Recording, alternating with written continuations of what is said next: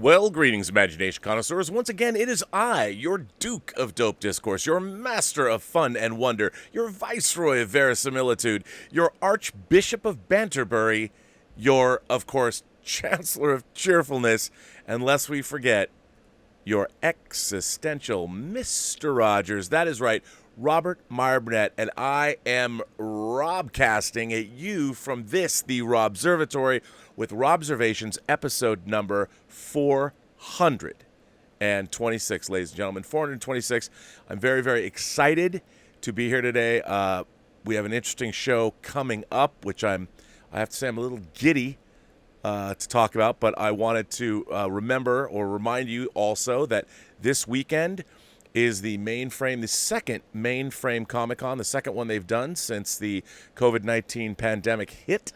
I moderated a few panels for them at the last one, which went really, really well, and because of that, they asked me to moderate panels for this weekend's Mainframe Comic-Con. It is going to be on May 30th and 31st, and I will be interviewing a number of people this weekend, including, and I'm excited about this, Lisa Emery from Ozark, man, one of our great villainesses that's on television today. And by the way, did season 3 give her a lot to do? Very excited to speak with her. And of course, Denethor himself, the Steward of Gondor, the White City, John Noble, who's done everything from video games to movies to stage. And of course, we know him from things like Fringe and obviously Lord of the Rings. So it's going to be great to talk to him. So that is very exciting. So please join us. It's free. It's a really well-produced convention. It's an online convention, and they're doing it all for charity. So it's going to be a lot of fun. So if you weren't there the last time, come there this time. And these discussions last a half an hour. They're very quick and breezy, but they're really fun, really good, and I'll make sure we get to the heart of the matter very, very quickly. So it's been great stuff, and I'm really looking forward to it. You know what else I'm looking forward to, ladies and gentlemen? That's right, the Snyder Cut. I want to see it. And now that we know it's coming, I find it really interesting that there are some pundits that I respect who are now saying that they were wrong about certain things. And they were saying it would never come. And I think that's kind of strange because, obviously in life, situations change. So I don't think you ever need to apologize for something if you have knowledge about something at one time and that knowledge changes. I've always maintained that the Snyder Cut, well, one, it needed somebody to pay for it. But one of the things that I've said about the Snyder Cut that always fell on deaf ears because the fan community doesn't know anything about how Hollywood works. I don't mean that as a slight. I'm talking about in terms of things like talent contracts, union rules. These are things that unless you're intimately involved with production, you wouldn't know. Fans aren't exactly talking about IATSE or the or SAG rules or the WGA. If you were to say to somebody second meal or meal penalties or things like that, fans don't care. We know and we understand things from a certain perspective. I've worked, of course, in the entertainment business since the summer of 1989, and I've done just about everything, including I worked in feature film production. I worked for Senior Vice President of Production Bill Young at Warner Brothers for a few years. That's how I really began my career. So I did work at a studio, and I kind of understand how things work, even though that was a long time ago. But as many people who have been pointing out to me today, including people like Dan Vakura, who wrote to me on the Post-Geek Singularity Facebook page, Bob Greenblatt, who is the Warner Media CEO, appeared on a podcast today talking about the Snyder Cut. And he said, let's see, he was on the Recode Media podcast, and as Dan Vakura mentioned to me, at about the 31-minute and 40-second mark, he talks about the Snyder Cut. Now, I've said from the get-go that there was tens of millions of dollars that were going to be needed to complete the Snyder Cut because what people didn't seem to understand is, and let's be very clear on this, having a cut of something does not mean it's anywhere near being completed, especially an effects-heavy film, a green screen-heavy film like something like the Snyder Cut. You can have what's called picture lock. You can have a locked picture. Your picture is locked, cut, finished. It's a finished cut. It's nowhere near being finished. The editorial process, actually doing your picture cut, especially in this day and age, is one of many post processes that need to be finished. I mean, you could cut a film, entirely a film shot in front of a green screen, and you could have a locked picture.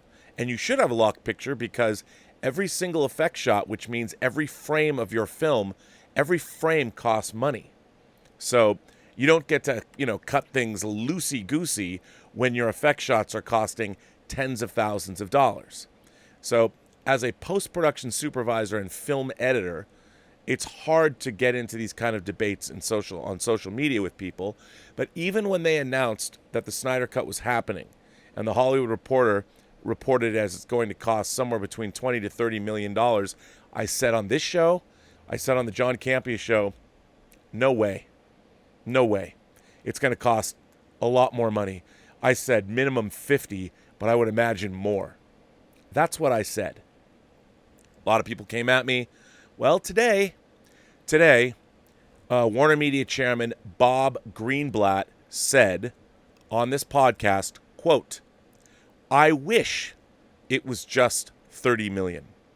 We had to go to the unions and get certain things clear with them about what we were doing," he continued. "Is the Snyder Cut a new movie or is it a recut? There's a lot of complexity that the fan community doesn't know about." Now, when I say this, I mean no insult to anyone in the fan community. These are business matters that are never dealt with outside, because why would they be? If it doesn't matter how much you know about movies or whatever, but anybody, it's frustrating to me as a pundit when I'm talking about these things to know, like, I've negotiated contracts for myself and for other people. I've been on the other side when people are negotiating contracts with me as a producer. And unless you know about these things, you don't even know half the story. And when people start talking about, as I've been talking about this ever since they announced the Snyder Cut. I've talked about SAG, IATSE, the DGA, the WJ. People don't understand how studios are what are called guild signatories. But you can't argue with anybody outside the industry about this because they have no idea what they're talking about. And nor should they. It's not something you really concern yourself with. But the Snyder Cut and the studio, being a guild signatory, is very concerned with this because they're setting a precedent with this. And it's going to be really interesting to see how it all plays out. But it's not as easy. You can't just go to a filmmaker and go, "Hey, man, let's finish your cut." It doesn't work that way. There are many, many entities, not just financial, but all throughout the industry that have to be consulted. And nobody knows the answers to this. And I really liked hearing Bob Greenblatt say this because it's been what I've been saying since the very beginning about the Snyder Cut. And I'll tell you something. There's a lot of wrangling, as Bob said in his own words, there's a lot of complexity that the fan community doesn't know about. And it's frustrating for me straddling two worlds. Like, I've been a lifelong fan. I've been going to conventions since I was very young. But as I worked in the entertainment industry, I have a perspective that the fan community, by the way, never talks about. I've been going to Comic-Con for over 3 decades, and I never have conversations with people about union contracts. I interviewed, by the way, David Goodman for this channel. If you haven't watched it, I would encourage you to do so. He was obviously on my 400th episode of the show. But I also released the 2-hour interview with him, and he explains not only his early career, but really delves into where the Writers Guild is now at with the studios and what they're hoping to achieve. And I would invite everyone to watch that interview. I also would ask fans, learn. There's nothing, if you really want to get more of a perspective than most people have. So when you're on social media and you're arguing about whether the Snyder Cut was real or not, when you're working on a movie, there's always a cut. It just depends how far along that cut is. And when you say a cut is finished, that doesn't mean the movie's finished. That means your cut's done. It's something that a lot of people don't understand, and it gets pretty technical. And clearly, as we are learning and as this news is coming out, there was no finished Snyder Cut. There was nothing ever near being a finished Snyder Cut the way people think of what a cut is. Now, he could have had a locked picture cut, meaning he would say, I'm locked. My edit is done. And a lot of people would say, see, he had a finished edit. That doesn't mean the movie's done. That just means your picture cut is done. And a lot of times on, as I said, effects-heavy movies, the picture cut has to be finished or you're in process, because then those shots need to be turned over to the effects house. And when you're burning that much money, you don't get to come in and go, let's tweak this some more. No. You've got to make sure your cut is rock solid, and then you turn it over. And then you participate in what are called effects turnovers, when you go back and forth with the various effects houses, and you literally judge shot by shot as the shots were coming in. I was at the scoring session for X-Men Apocalypse, the last day of the scoring session of X-Men Apocalypse. During that day, when they were doing it wasn't a scoring session, pardon me, it was the final mix of X-Men Apocalypse. The movie was cut was done. There were still outstanding effect shots, and I was privy to go into a meeting where the final iteration of, I think, 20 different shots were being shown. This is during the final mix of the film, and then those shots were dropped into the movie. So the cut was done, but the movie was not done.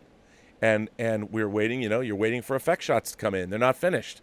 And that means you can't release a film. And I guarantee it to you people that if you were to see a movie and most of it was done, and let's say there were 25 green screen shots still left to be completed, it would still bother you.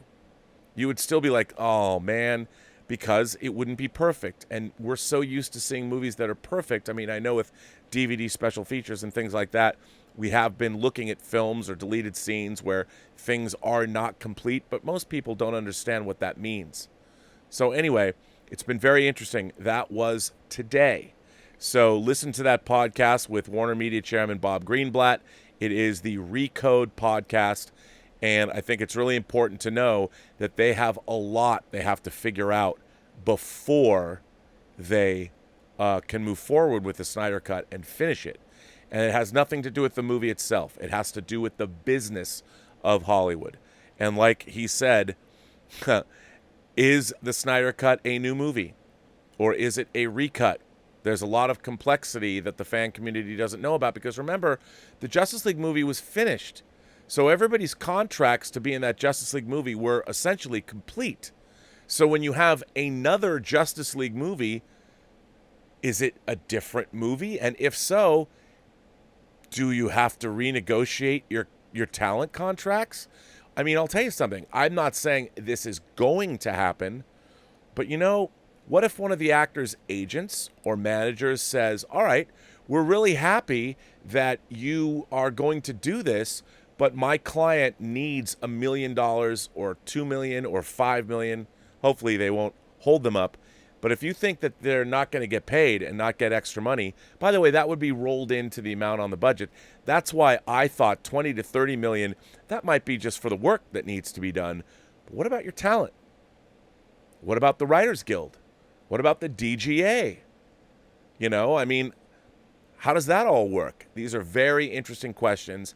And I would say to you fans out there, to all fans, to anybody who's interested in the making of movies or the business of Hollywood, to watch out for this and listen to this information, because it's not, I think it's great that we're getting the Snyder Cut. I'm a fan of what Zack Snyder did with Man of Steel, obviously, and the Ultimate Edition of Batman v Superman. I've always said casts a spell, all the way back to when it first came out and I first got the 4K disc. But in this case, there's a lot going on here that is interesting from an industry perspective. And it has nothing to do with Snyder's Cut, but it has to do with the business of Hollywood and how Warner Brothers is going to have to navigate the currents and eddies of the river or the bodies of water that allow these things to happen. And there is a lot to surmount. So it's going to be interesting to watch, and I'm curious about it. Now, I'm going to put my glasses on because I have to read this. There is an article. They're a little dirty. There's an article I came across that I hadn't seen that was from May 22nd, and you know how I like my articles. Now, this article annoyed me, and it was in Vanity Fair, and I'm a big Vanity Fair reader. You know, I'm a fan of Graydon Carter. I've been reading Vanity Fair for years and years, actually. There was a article that was published by Joanna Robinson on May 22nd, titled, under their dark arts in Hollywood, "Is releasing the Snyder Cut of Justice League a victory for toxic fandoms?" And this was, of course, on Vanity Fair, May 22nd. And I figured I would be remiss if I don't share this article with all y'all, because wow. Back in 2015, in the packed Hall H of the San Diego Comic-Con, Warner Brothers panel host and actress Aisha Tyler was doing what all Comic-Con panel hosts do, hyping up the crowd. But the language I saw her use to introduce the director of the upcoming Batman v Superman Dawn of Justice has always struck me as unintentionally chilling. I know somebody out there has some unnatural love for the person who is about to come on stage, but it can't be as deep, intense, or unnatural as mine. The crowd erupted into hysterical screams around me as director Zack Snyder bounded onto the stage. 5 years and at least one controversial film later, that unnatural love helped achieve what many considered impossible. Like Superman rising up from the grave in 2017's Justice League, the fabled Snyder Cut will emerge in 2021, the result of Warner Media finally acknowledging a long and occasionally toxic fan campaign that mixed good-intentioned fundraising with coordinated and vicious social media attacks on critics, myself included. Has one company, in its desire to stir up attention around the launch of its streaming service HBO Max, emboldened bad fan behavior? Or is this just the new normal of fandom ownership in our social media age? The Snyder Cut, if you've been fortunate enough to dodge this particular geek controversy, is the name fans gave a cut of Justice League they believe existed. When Snyder left his work on Justice League in May of 2017 in the wake of his daughter's death, Warner Brothers handed the film to Marvel alum Joss Whedon to complete. The resulting film, an unwieldy Snyder-Whedon hybrid, satisfied neither critics nor followers, and some diehard fans became convinced that if Snyder had been able to complete the film on his own terms, they would have gotten a much more satisfactory team-up movie with some of the DC Comics' most famous superheroes. The hashtag release the Snyder Cut was born. Plenty of earnest pleas came with it, but also vitriol that was extreme even for Twitter, including harassment campaigns targeted at critics, HBO Max, Warner Brothers and its employees.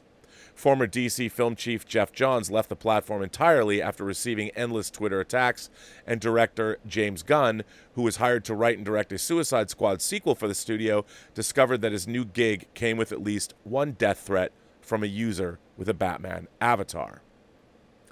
Words, motivations, and flavors of fandom matter here. The community surrounding the resurrection of Justice League is a particularly potent group of rock-solid DC comic book devotees. There's also an undeniable cult of personality surrounding Snyder. Long before he took up the unofficial mantle of shepherd of the post-Christopher Nolan DC film era, Snyder already had a rabid following thanks to applying a saturated video game aesthetic to geek-friendly Warner Brothers films like his sepia-drenched comic book adaptation of 300, his dutiful adaptation of Watchmen, or his own creation, the sexed-up killing spree known as Sucker Punch. None of them quite matched the fresh promise of his debut, the nimble remake of the zombie classic Dawn of the Dead. If you ensnared any of those Comic-Con attendees screaming for Snyder with Wonder Woman's lasso of truth, most would have been unable to tell you who was running either DC Entertainment or even Warner Brothers Studios at the time. It was Jeff Johns and Kevin Tsujihara, respectively, neither of whom worked there anymore.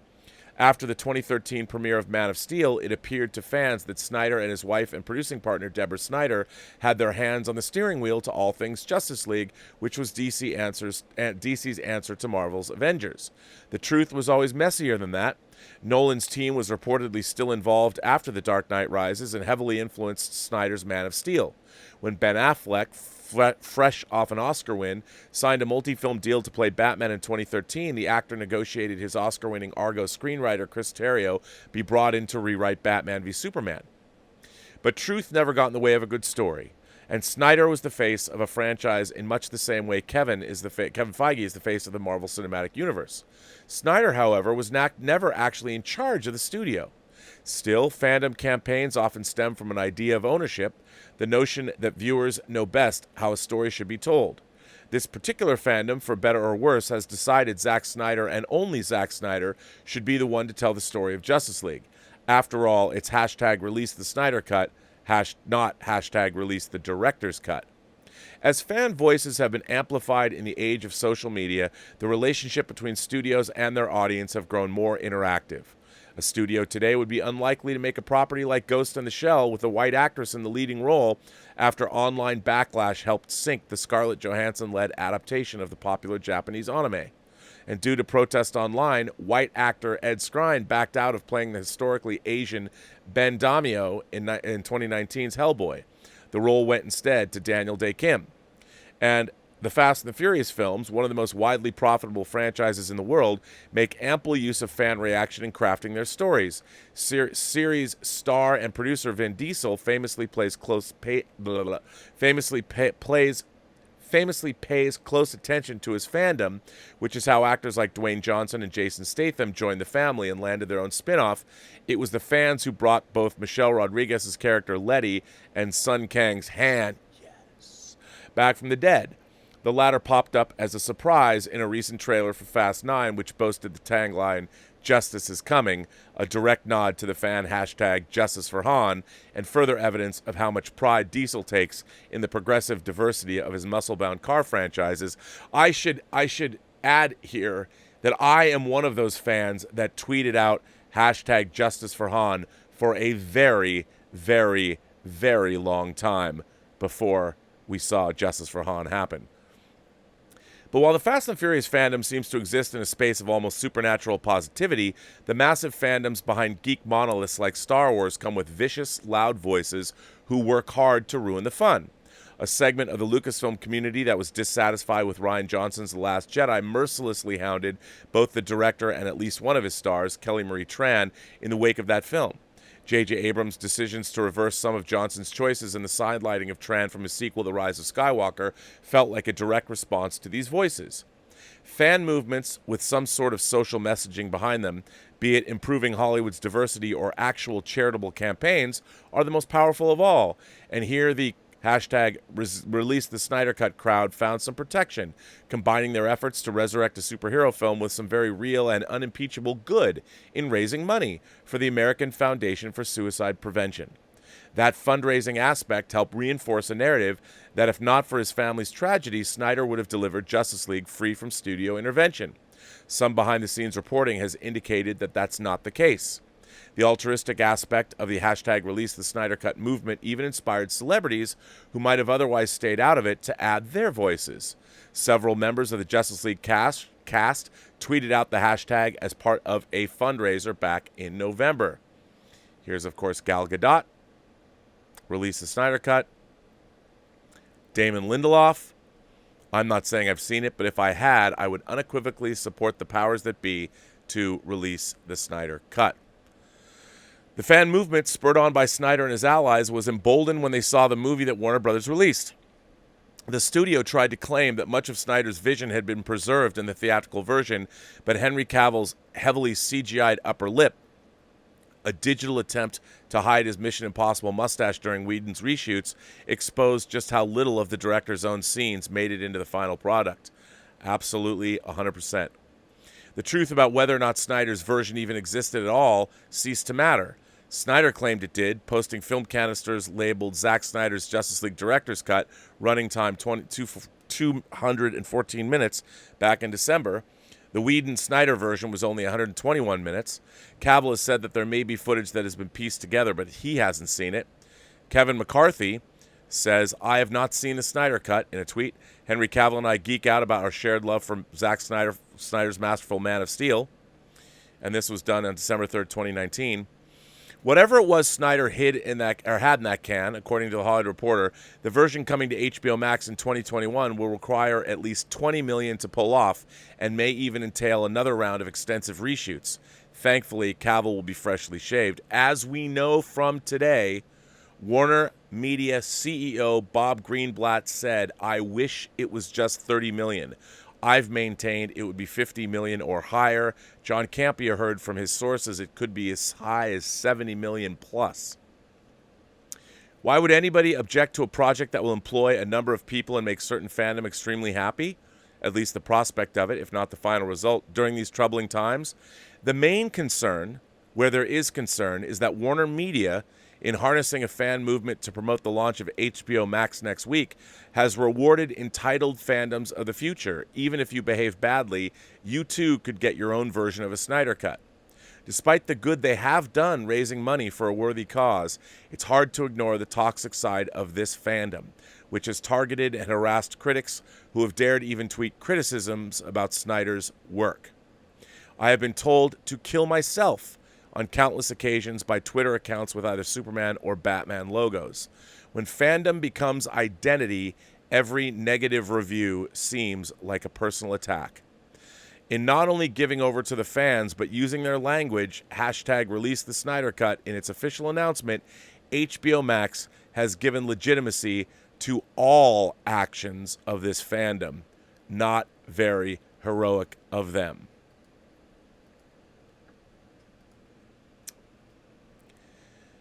Let me just say, and I want to be very clear about what I'm about to say, I disagree. One of the things that I know, being involved since I was a little kid in fandom, was one of the first things that I encountered when I was going to conventions or the sci-fi expo that used to be at the Seattle Center I'm from Seattle, that was put on by the One Reel Vaudeville Company, or the first time I started going, I went to NorwestCon, which was a Northwest science fiction convention that was quite good. It was very literary based. And all the various conventions I've gone to throughout my life, I have always met fans that, shall we say, were less than welcoming. I remember I would get in conversations. I was a kid, 12 years old or whatever. I mean, I'm still a kid at heart, as you all know. But I would get into conversations with people that would poo-poo my interest in media. I was told that, movies and television aren't real science fiction. You have to read books. Well, here's the thing. I did read books. I joined the science fiction book club when I was 10. I was working my way through the canon of classic science fiction novels. But it was interesting. I was at science fiction conventions and I met douchebags who were telling me I wasn't enough of a fan. And I was like 12. So having people who are very vocal in fandom is nothing new. Man, I've had some knockdown, drag-out arguments, not real physical blows, but, pretty testy exchanges with people at science fiction conventions over ridiculous stuff. I mean, it's not ridiculous to us when you're discussing the capabilities of warp drive and why the warp model was different from the original series to the next generation. Let me tell you, you can have some pretty heated conversations. And one of the things that everybody likes, all human beings like to be part of something. And for fan communities, now that we have social media, ever since I've been on AOL Messenger and was on Star Trek message boards in the 90s or back into the 80s when my roommate had a BBS board when I was in college and I would go talk to the 20 people that could get on about Star Trek, fans have argued. It's what fans do. But now we live in a world where everybody thinks that they're an expert in everything, which is one of the downsides of this world.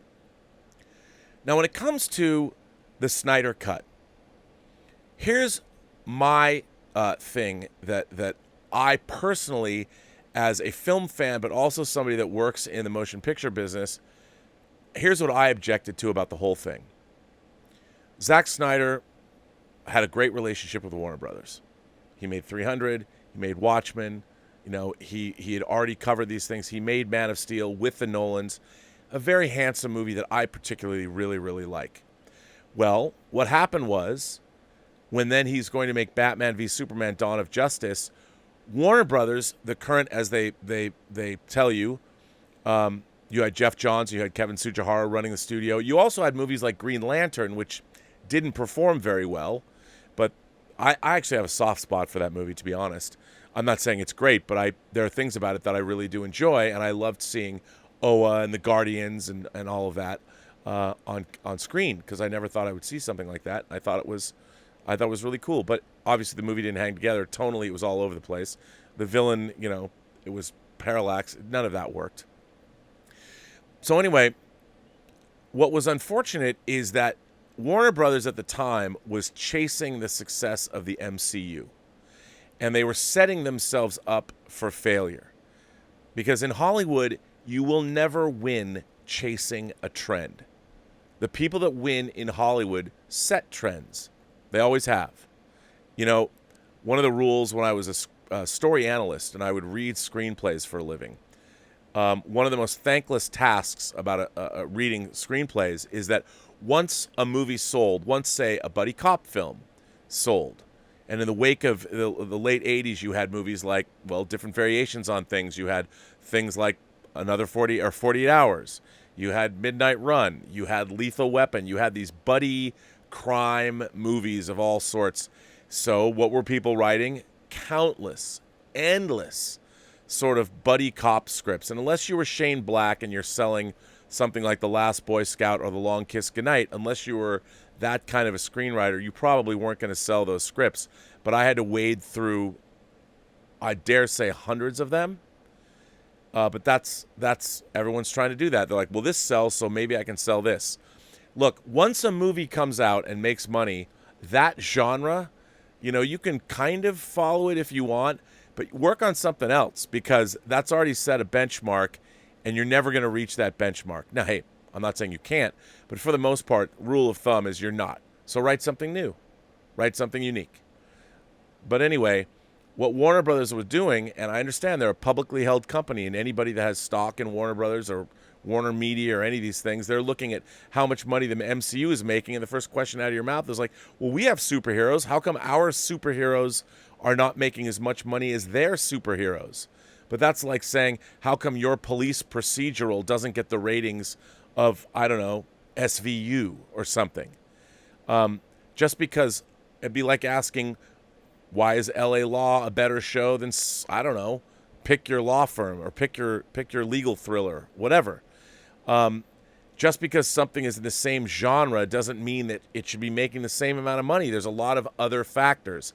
And to distill a genre down to one thing, just saying, hey, man, we can have the MCU over. We got the Justice League. We got all these characters. Well, you know, what you wanted to do was you wanted to get Marvel success without doing the work. No one wants to do the work anymore. Marvel very carefully individually made movies about their characters. Think about it. MCU, you had separate films about Iron Man, Hulk, Thor, Captain America, before you had an Avengers film. In some cases, multiple movies about these characters, solo outings. Or you could introduce characters in those solo outings that would later play a part in the Avengers, such as Black Widow in Iron Man 2. But Warner Brothers wanted to sort of leapfrog all of that, and they were hoping that they could achieve success with basically their second DC Universe movie, which was pretty much Batman v Superman: Dawn of Justice. Let's team up Batman. Let's not give Ben Affleck as Batman his own Batman movie. Let's just team up Henry Cavill as the Man of Steel with Batman. But let's face it, because Batman on screen, his individual movies were more success. I mean, I'm talking about the Christian Bale movies. They were far more successful than Man of Steel. Batman v Superman then became more skewed toward Batman. And I mean, I don't want to get into the reasons why, but what they did was they spent a hell of a lot of money on Batman v Superman. They didn't get the return they wanted, and they had expectations that were unfair. And they also hamstrung Zack Snyder as the director by forcing him into a certain box. Your movie has to be this long. There's things we don't understand. We need to cut it down. And that also hampered the film at the box office. I'm convinced, I believe personally, that if they had released the Ultimate Edition of Batman v Superman: Dawn of Justice, that it would have made more money. I think it was a better movie. It played better. It was less disjointed. Sometimes movies that are longer can feel shorter when you watch them because they make more sense. When things are choppy and they jump all over the place, it's hard to get into them. And I think Batman v Superman was a result of that. Well, because Batman v Superman didn't go the way they wanted and the reviews were less than stellar and they didn't make the $1 billion that they thought they were going to make. By the way, that was because they made Zack Snyder release a more studio-friendly version at a studio-friendly length. So this was all coming from the studio. All kinds of shenanigans happened behind the scenes. They wanted to blame Zack Snyder's vision. And the reason that he was removed, yes, there was a tragedy and that was horrible, but they wanted a movie more like what Marvel was doing with the Avengers. And so there was a natural break point where they could change direction and be able to make it palatable to the powers that be. And you hire Joss Whedon, you hire the man that made Avengers or Avengers Assemble if you live in the UK, and Avengers Age of Ultron. You go get that guy to make your Justice League movie because you no longer have faith in the filmmaker that's made 2 movies for you already, 2 very effective movies. So the Snyder Cut was born. And it was born out of the fact that a director was removed while that director was deep in post for no other reason than the studio itself had unreasonable expectations and they were responding to what they saw as negativity both in the press and at the box office. And when that negativity, they brought on themselves. And so from my perspective, when it came to release the Snyder Cut and the whole business, as I've said before on the show a couple of times, I've said that what happened was you had a filmmaker, a studio, Warner Brothers, that traditionally, even when I was there, had great working relationships with filmmakers. Why do you think Stanley Kubrick had a long-standing relationship with Warner Brothers? Why do you think he was there from Clockwork Orange through Eyes Wide Shut? Clockwork Orange from the early 70s to Eyes Wide Shut in the late 90s. Now, of course, Kubrick didn't make that many movies. You know, he only made Clockwork Orange, Barry Lyndon, The Shining, Full Metal Jacket, and Eyes Wide Shut. Not a big output in all that time, but he wouldn't go to another studio because Warner Brothers was the only place he trusted. They trusted them. If you look at the relationship that Warner Brothers has with Malpaso and Clint Eastwood's company, this has gone back decades. Warner Brothers is one of the most loyal studios in terms of filmmakers. But I dare say it, Kevin Tsujihara, who came over from the theme park world, was made head of the studio and might not have been so savvy in terms of his relationships with talent. And the other people at the studio, also that is the case. So there were decisions made that I think, from a studio perspective, were wrong decisions. One of those was to want to get rid of Zack Snyder. Now, I understand that you can't hold off, but, you know, Zack Snyder has done a lot of good work for you. He's one of the directors you should cultivate a relationship with. He'd already been making movies for you for over a decade. Good movies that you've done well on. Now, if you expected Batman v Superman to make $1 billion because you spent $450 million on it, well, perhaps you should have brought those costs down or at least allowed Zack Snyder to make the movie you paid him to make. But anyway, Monday morning quarterbacking is easy. But here's the thing. As a fan and a viewer, I think if you watch Man of Steel and you watch the ultimate cut of Batman v Superman, whether you like them or not, whether you love them or not, I happen to think that Zack Snyder, in his quest to use like Alex Ross as a basis and go in and recreate comic frames, the most iconic comic frames, is something nobody else is really doing. And it's amazing because there's a quality to both Batman v Superman and Man of Steel that doesn't exist anywhere else. It's an interesting vision that I actually quite like. And I was really looking forward to seeing, I was calling these movies the Man of Steel trilogy. You go from Man of Steel to Batman v Superman to Justice League. And I was really looking forward to seeing what Zack Snyder was going to do. And when he was summarily removed from the project, after we started seeing then trailers coming out with material that obviously was from his version, And a lot of the material, if you go watch the Justice League trailers or TV spots, there was a lot of stuff that never saw the light of day in that Justice League movie. So the release of the Snyder Cut idea was born. And it was born out of the frustration, I think, myself as a film fan, a Justice League fan. I wanted to see a Justice League movie since I was a little kid. They were my favorite superhero team growing up. I loved the Justice League. But the movie that I got was deeply compromised. The movie opens with some kid's cell phone footage of Superman, Henry Cavill, with that horrible upper lip. It doesn't even look like Henry Cavill. And that's how the movie opens. And it was all downhill from there. So I wanted to see the Snyder Cut from the very beginning. However, obviously when a movie is in post, I'm not going to get into how much work is done in post-production on a film, but there's just a lot of mistaken information, and there's a lot of things that people just don't understand about post-production on a film. So that permeated the discussion of what the Snyder Cut actually was, and people were mistaken about, look, my own movie, Tango Shalom. You know how many cuts of Tango Shalom we have that I have in this computer that I'm talking to you on right now? Different cuts. 100. Probably. I have them archived, every single cut. Because you start working, you get to a place, you're like, okay, here's a cut of the film. You can watch from beginning to end. It's not right. So I'll duplicate that sequence, and then we start cutting from that sequence. And every time I archive all of that, so you can go back and I can show my work. Well, that's how a movie's made. You know, that's how it happens. You're constantly refining your movie. And so when you talk about having a cut of a film, I mean, where do you want to begin? You know, a film is very iterative. You're constantly changing it all the time. All the time. I don't think there's ever been a time when I thought a movie was done. I thought, okay, we're done. That I haven't sat down at the edit bay and made some tweak.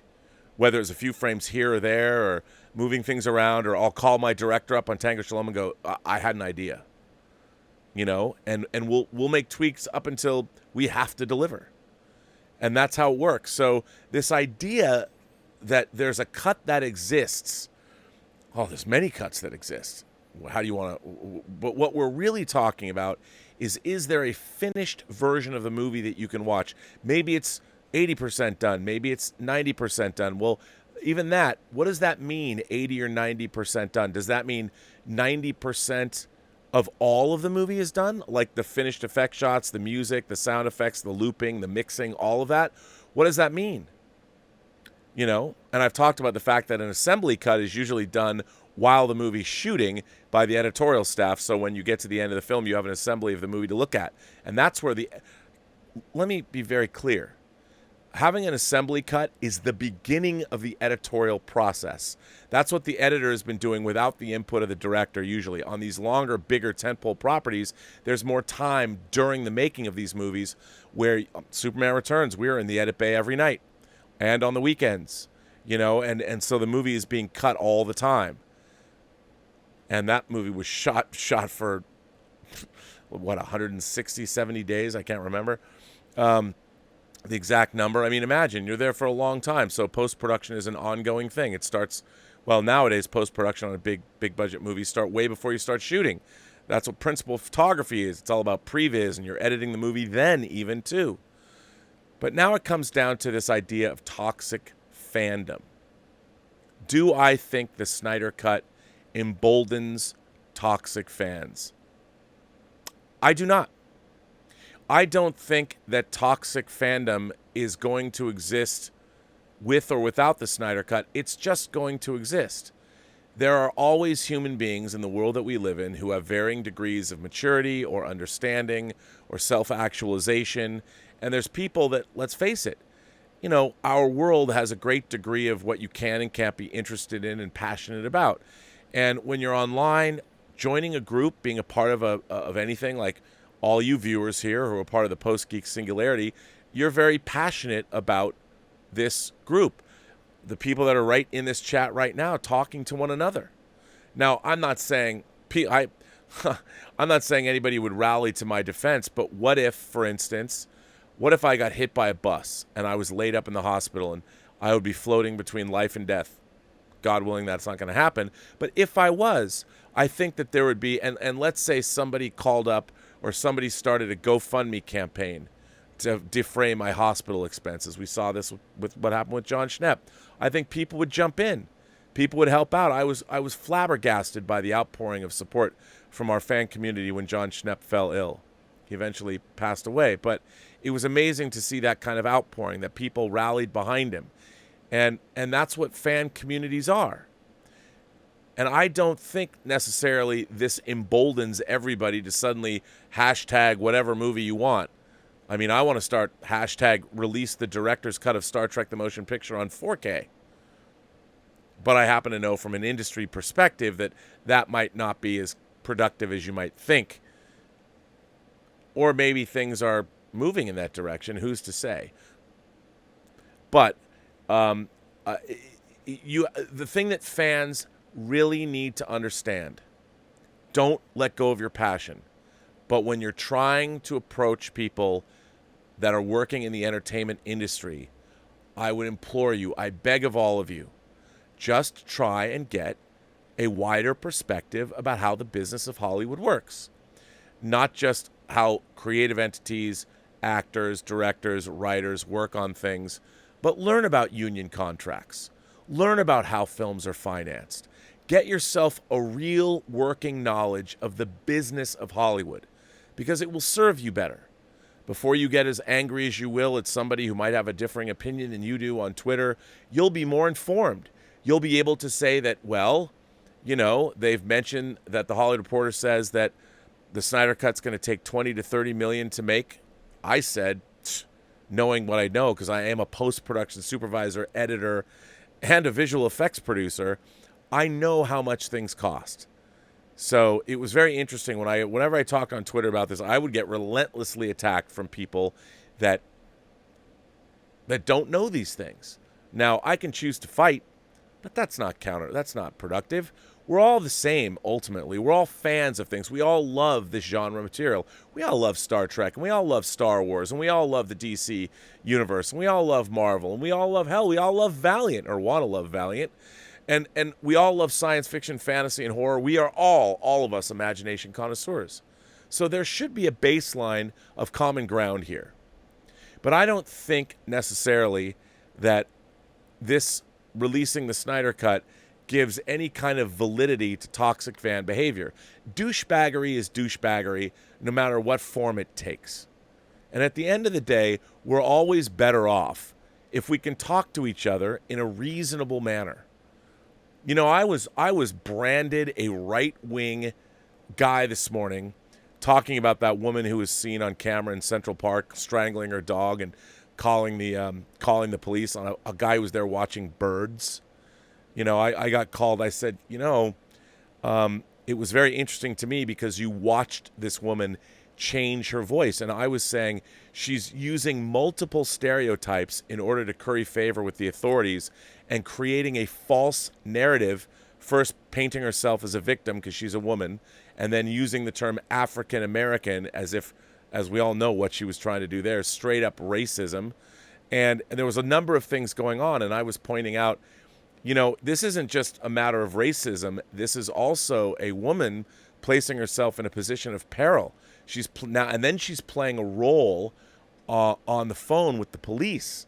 So it isn't just about racism. It's also about what she's actually trying to do to spin a false narrative based on the victimization of women since the dawn of time.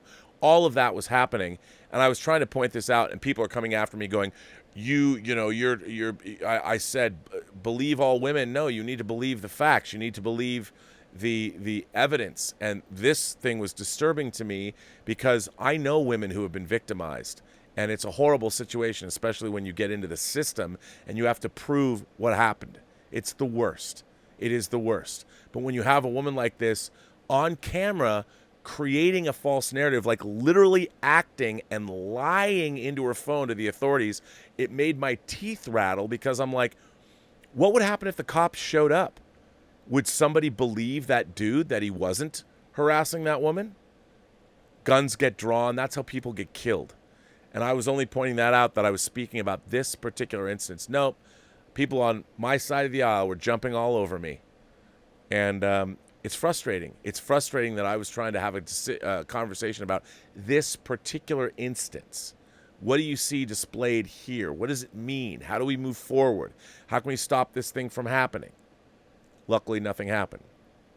But I would say that, as I've said on Collider Heroes for the last 5 years, and then on the John Campea show, the 5 years I've been online, and on this show, we as fans live in wonderful times. It is amazing to see the franchises that we've been given, Star Trek, Star Wars, Doctor Who, do well. However, does that mean that we have to just take it and not complain when things are demonstrably bad? No. We should absolutely rise up with a critical voice. We should absolutely talk about what we don't like and why we don't like it. However, there's ways to do it where you are heard and ways to do it where you're dismissed.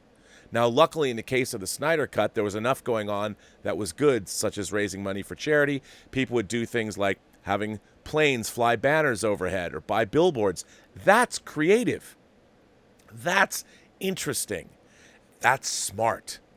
And when we want to do these kinds of things as fans, we should look to the example of the people that worked hard and felt passionate about the Snyder Cut. Look to their good works as an example of how to do it right. How to do it right. How to get your voice heard in a way that isn't being quelling or quashing someone else's voice. And they did. A lot of them did the right thing. Others did not. You know, I like what Will Wheaton once said about fandom. Don't be a dick. Don't be a dick. And learn as much as you can about a situation before you jump down other people's throats. And I think it's wrong to say, are there crazy fans out there? Yes. The word fanatic comes from fan. I'm fanatical about all the things I'm fanatical about. I mean, look where I'm sitting. I'm sitting in a giant 2-car garage that is full of nothing if not all of my geeky loves. I'm not going to give them up anytime soon. I'll staunchly defend them. But I'm trying to do this show. I'm trying to create a community that fosters, well, we're here to hold our hands out to one another and say, hey, welcome. Join us, you know, and join the Post-Geek Singularity and be an imagination connoisseur and add your voice to the conversation because you have a voice that I haven't heard yet. And I'm here to listen to that voice. And you should be here to listen to the voice of other people, not just me droning on. And when I read articles like this in Vanity Fair, no less, that come out and say things like, oh, the Snyder Cut justifies toxic fandom. No, it doesn't, because there's just as many people who were very creative and really stepped up and did good works to support the Snyder Cut. And that can't be forgotten. Look, there's monumental douchebaggery everywhere. Anybody who lives in Europe can tell you about soccer hoodlums, or football hoodlums. I mean, there are lots of people. I mean, that's just the human race. You know, and when I mean the human race, I mean everyone on the planet. We are all the human race. We all share DNA. We're all the human race. There are no the perceived divisions that we have between us one day will be gone because they're all silly. Hopefully tomorrow Elon Musk will successfully launch that SpaceX rocket and will put America back into space. And one day we will consider ourselves, as we colonize the moon and Mars or Venus or the asteroid belt or wherever, we can look back on our planet and realize, hey, we were all in this together. How silly we had such petty differences over the color of our skin or the color of or the way our eyelids are shaped or how our faces looked. You know, one day we're going to be happy that there were so many different kinds of people on this planet and they've endured into the future, centuries from now. Unfortunately, we're going to have to put up with douchebaggery for a long time. But I object to that article. I object to saying that the release of the Snyder Cut says that, or somehow says toxic fandom is okay. It does not. It does not. What it says is what passionate, articulate, smart, dedicated people can do when they come together and they use their energies in an effective manner in which they can work. Now, I'm not saying a little revolution isn't good for the soul here and there, but it has to be effective. You have to know about what you're talking about. You really have to understand the people that you're going up against so you can understand their concerns. And that's why I've always pointed out, if you're not talking about, when you talk about the Snyder Cut, if you're not taking into consideration the Writers Guild of America, the Directors Guild of America, the Screen Actors Guild, IATSE, any of these guilds that all are going to have something to say about what the Snyder Cut's going to be, you haven't done your homework.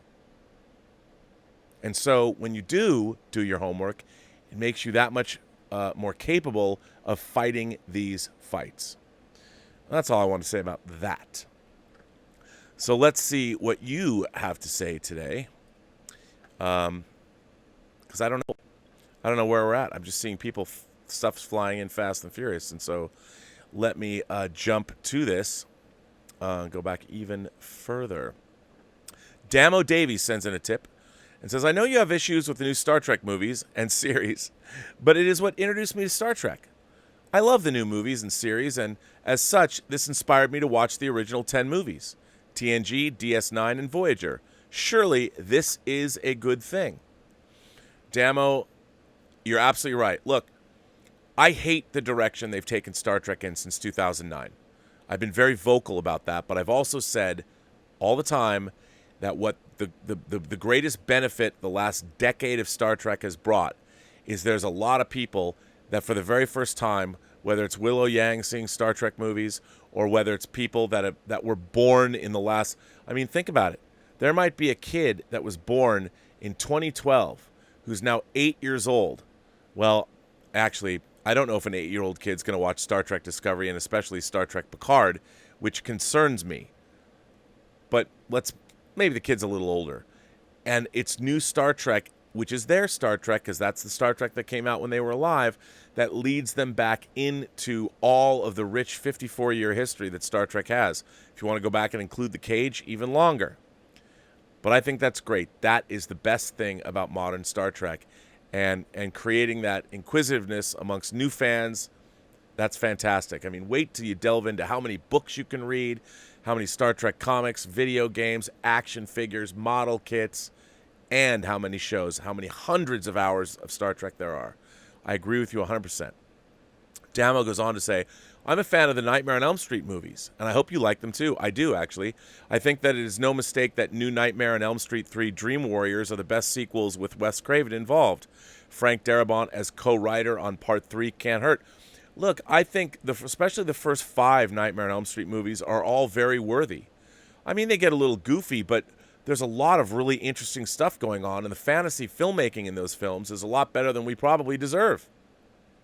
When it comes to franchises, I think Nightmare on Elm Street is the pinnacle of the slasher franchise. It's way better than Friday the 13th, and I think it's certainly more effective than Halloween for the most part. So, yeah, and I think Dream Warriors is great. I think, obviously, Freddy's Revenge was really interesting. We all know about that movie. There's a lot going on in the Nightmare films that I think are really interesting. Plus, I love the fantasy aspects of them. I think they're great. Patrick Keller sends in a tip and says, hey, Rob, I know you love your German angel. That would be Dieter Bastian from Deutschland. But how about we beautify him? We chose a beautiful J-Law tattoo template and make it where the sun doesn't shine. Listen, I would never force a tattoo onto Dieter, especially I would never force a tattoo onto anyone in Germany. But that's just me. His friend did give him a beautiful drawing of J-Lo. But I don't know. Maybe he wants to get a tattoo of her. I don't know. Willow sends in a tip and says, Sir Gawain and the Green Knight is a famous Arthurian story about a mysterious Green Knight who shows up at Arthur's court to challenge the Knights of the Round Table. The A24 film named The Green Knight seems to have put a horror spin on the story. I want to see this. Willow goes on to say, I hated This Is the End, but I really like Sausage Party. Of course you like Sausage Party. I know you. I thought the movie's commentary on religion and the Israeli-Palestinian conflict was pretty clever. And, of course, the ending gives a whole new meaning to food porn. What did you think of it? Sausage Party was funny to me for a few minutes. It was fun. I mean, I get what they're trying to do. It just really wasn't my thing, whereas This Is the End is more of my thing. But, you know, I understand where you're coming from. I thought Sausage Party, I love that they got away with making that, which I thought was very, very cool. But again, my humor is more, I prefer, I love situational humor. You know, modern comedies, I love Forgetting Sarah Marshall and Get Him to the Greek. I loved I Love You Man. I love, I mean, some of my favorite comedies, the original Arthur and Tootsie and Airplane and Blazing Saddles and Animal House. I love Some Like It Hot. You know, I've talked about the older comedies I like. So Sausage Party, not my thing, but I get it. Tebios Toback sends in a super chat and says, I wish it was just 30 million. Bob Greenblatt. Yep, that's what I've been saying. Dan V sends in a tip and says, you were right, Rob. The Warner Media chairman, Bob Greenblatt, just said, I wish it was just 30 million. We had to go to the unions and get certain things cleared with them about what we were doing. Is the Snyder Cut a new movie or is it a recut? Dan goes on, there's lots of complexity that the fan community doesn't know about. If the Hollywood Reporter is to believe, with it being so bare-boned with the cut, then it will be much more than 30 million, with that being a conservative estimate. Yeah, that's what I said. I've always maintained that. I've always maintained that because, remember, making movies is not some kind of mystical thing. There is an element of alchemy that makes movies good, but the process of making movies is the same. That's why you can budget it out. You can figure out how much things cost because what they cost is what they cost.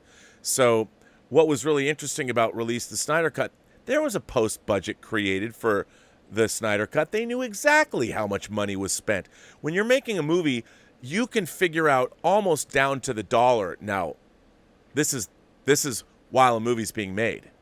Because there's a studio accountant, there's a production accountant, not a studio accountant, pardon me. There's a production accountant working on a movie that knows on a day-to-day basis how much money has been spent. That's their job.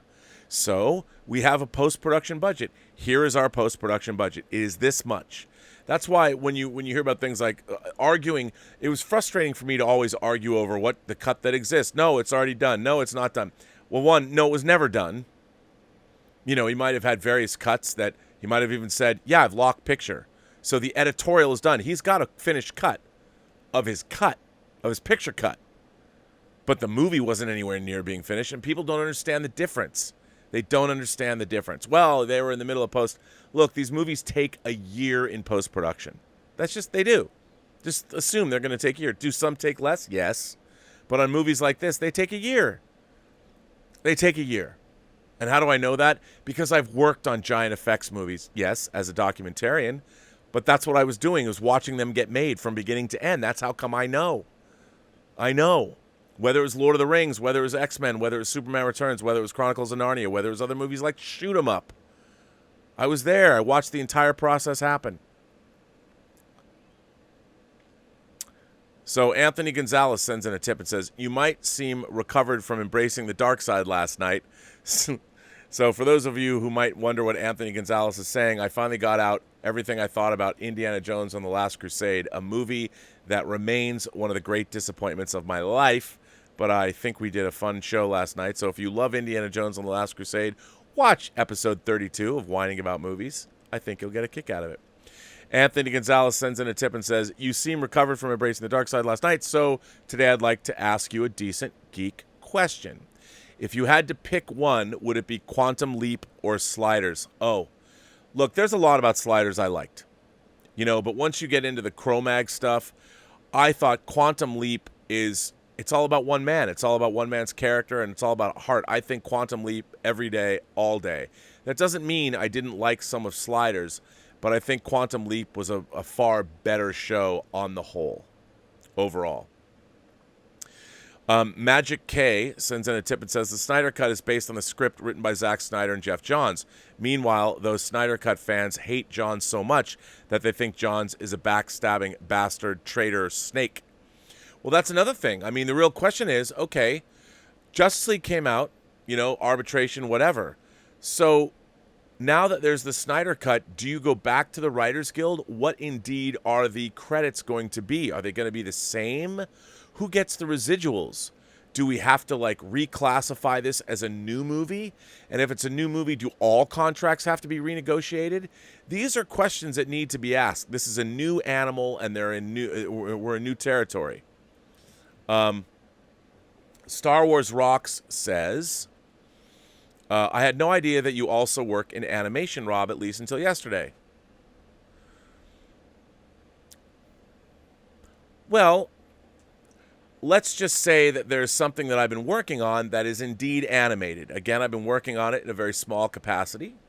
It has yet to be announced yet. Although we're deep into season 2 of whatever this might be, just so everybody knows. But yes, in animation, editorial is essentially the same. But it's just you're editing things instead of live action material. You're editing. First of all, you're editing storyboards that later become story reels or animatics, and then you're editing various iterations of the finished shots that come in. So yes, sir. I also did a lot of work. In my DVD work, I've also produced special features or created special features for movies like Snow White or The Emperor's New Groove or Fantasia. So I have work on those discs. So yeah, Paul Gilmore sends in a tip and says, Rob, Shout Factory's 4K UHD release of The Deer Hunter is finally out today. That is very exciting, of course. I have the 4-disc 4K release of The Deer Hunter that Studio Canal put out 2 years ago, and I'm a big fan of that release, so I think that's pretty cool. I'm glad it's out for more people to buy, though. Obviously, the best picture of that year. Twin Flicks sends in a tip and says, hey, Rob and the entire PGS crew, we posted our interview with director Alex Proyas. It was a blast chatting with him, so Rob, if you don't mind sharing the link, that would be fantubular. I'll share that link. I'm glad you got Dean Cundy and you got it's Dean Semler. Was it Dean Semler? I think it was Dean Semler. And so here is the link for that Alex Proyas. I was just watching a little bit of it earlier today. So here it is. Twin Flicks sends in another tip and says, and by the way, just a little teaser, Alex Proyas shared with us, and I quote, I've never told anyone this before, and goes on, what could it be? Find out in the interview. Thanks, Rob. Well, the chat, I put the link in the live chat. Check it out. Nick Parrish is here. He sends in a tip, and he says, so, Rob, I guess me calling Punisher Warzone my most underrated comic book movie of all time was such lunacy that you skipped my Justice League question yesterday. I did? Just giving you a hard time. I will resend the question so you don't have to look for it. Oh, thank you. I apologize, Nick. I didn't mean to do that. Raymond Verrata sends in a tip and says, since the streaming wars has brought into existence the Snyder Cut, what other aborted films can be brought into existence? Trevorrow's Star Wars 9, Lord Miller's Solo, Tarantino's Star Trek, Raimi's Spider-Man 4, Amazing Spider-Man 3. Well, those movies weren't made, so it's a different thing. I mean, I don't think you're going to see anything like that. If the movie wasn't made or shot, you're not going to see that. What I would like to see is famous... Look, Quentin Tarantino set a precedent by doing a new version of The Hateful Eight for Netflix. You can watch it in 4 increments now as episodes. I think that's really cool. I myself, I have a version of Free Enterprise. It's not entirely finished because I need materials I don't have access to, but I would love to do a 4K version of Free Enterprise, a new version of it. The version that exists, the only version you can get streaming is it's 4:3. It's terrible, and it's a different cut of the movie. It's not my preferred cut of the film. So I think things along those lines can happen. That'll be interesting to see where that goes. But yeah, if Tarantino's Star Trek, it's not a movie that ever got made. Maybe somebody will make it for streaming. I don't know. Lord and Miller's Solo, they didn't finish their Solo. So I think it's a different situation. The thing was, Zack Snyder wrapped principal photography. He shot his movie. That's why I want to see it. It's not like he was cut midstream. He was cut off midstream. No, he wrapped principal. He was deep into his own post-production process, and that's why I'm very curious. I really want to see the film because I think we've been robbed of an auteurist vision, and whether you like his vision or not, I would rather see what he had in store because I'm sure it would have tied into Man of Steel and Batman v Superman: Dawn of Justice in a much stronger, better way, and I was really looking forward to it. And now I can't wait to see whatever form the Snyder Cut takes because we're going to see another man's directorial vision realized, and I think hopefully we'll all be the better for it. Hopefully. Anonymous sends in a tip and says, do you think large theater chains like AMC and Regal will wait till both New York City and LA are up to theaters reopening, or are they going to go on without them? Because what do you do with movies like Tenet that can be big hits in those major cities? Warner Brothers has said, look, in order for Tenet to become financially viable in terms of recouping its money, you have to have 80% of the world's theaters open. And in the United States, they have said they need the New York and Los Angeles markets because they're huge markets. They will not release a tentpole movie like Tenet or Wonder Woman with theaters at 50% capacity. They just won't do it. The reopening of theaters in Korea, even though they're not showing many new things, has been slow. And rightfully so. People have to. And look, we're seeing COVID cases rise where the country has been open. It's going to start. We're going to see things because each area of the country is going to be its own, like, I don't know, test. So we're going to see. It'll be very interesting to see where all of that is going to go. I do have some letters, and I would like to get to those letters because I haven't got to them yet. And let me see. Let me get down here where the letters are. This is actually kind of funny. Our man Ian Samuels wrote this. Rob and fellow Robservationists, just a fun little story. Here goes. There has been a murder in the old perplexed city. They would normally call upon their faithful detective, Jim Boyers, but he and his wife, Heidi, are on holiday to the little-known New Zealand resort of Was Not Me. So the city's mayor, Mike Bodden, calls upon Jim's protege, Detective Saul Vitt. The victim is a local businessman named Mr. Ree. The prime suspect is his girlfriend, Misty Rios. But she was working as a waitress at the local Egyptian restaurant, according to her manager, Ali Bai. Or there was his landlady, Poser, but she was buying groceries at the local shop, Tough Nut. Then it is revealed that Mr. Ree had crossed local Arab mob boss, Sut LT. The real breakthrough is when one of the officers watching the roads out of the city, Officer Cliff Hanger, pulls over Mr. LT's hitman, Who Done It. Mystery solved. Just a fun little ditty. Hope you enjoyed. Ian Samuels. Ian, you know what? I should put you on a timeout for weeks after that. For weeks, Ian. But I won't. No, I chuckled. Thanks for that. Okay. And as I was reading that, I just hit a button that I didn't mean to hit. So hold, please. What have I done? What have I done? I've done something bad. Look what I've done. I've screwed it all up, ladies and gentlemen. I've screwed everything up. It happens. These things happen. These technical issues arise, and you hit the wrong button, and my screen's a mess, and I have no idea where I am at. Where was I at with Super Chats? Luckily, I kind of know where they were. Where were we? There we were. Weird Anonymous. Let me go back to the letters. Where I was before hitting buttons. All kinds of crazy buttons. Which I apologize for. My Eagle transporter. My Eagle 2 with my aluminum engine bells. My model kit was delivered because you can never have too many Eagle transporters. You know what I'm saying? So here, let me get back to the letters for today. Here they are. Let's see. Who's first up as far as letters go? Jermaine K is first up. Hello, Rob. Thanks for reading my previous letters and a big congratulations on 400 episodes of Robservations. I started my last letter by saying that I like your opinion on two of my favorite James Bond movies. I had every intention of asking about them in this letter. Then I watched you read the horrid Jean-Luc Picard character assassination article on StarTrek.com. My anger, bewilderment, and disgust almost made me scream at my monitor, and then I regained my calm and decided to switch the focus of this letter. To be blunt, I can't believe StarTrek.com would publish an article that so thoroughly and, in my opinion, purposefully disrespects one of the most popular captains in Star Trek history. I'm with you 100%. Not only that, it's a complete misreading of the entire Star Trek franchise. What the hell? How could such nonsense make the site? The article distorts Picard's entire character and doesn't do Riker or Troy many favors either. It feels like an objective of Star Trek Picard was to tear down a beloved past character in a hollow effort to lift up new, lesser characters. Wait, that sounds awfully familiar. Did anyone in Picard say, let the past die, kill it if you have to? Just wondering. When did all the themes of Star Trek get lost and replaced by the very overused word privilege? I've watched a lot of Next Generation and none of the characters came across as entitled. This article could be describing a Romulan admiral or Gul Dukat, but not Jean-Luc Picard.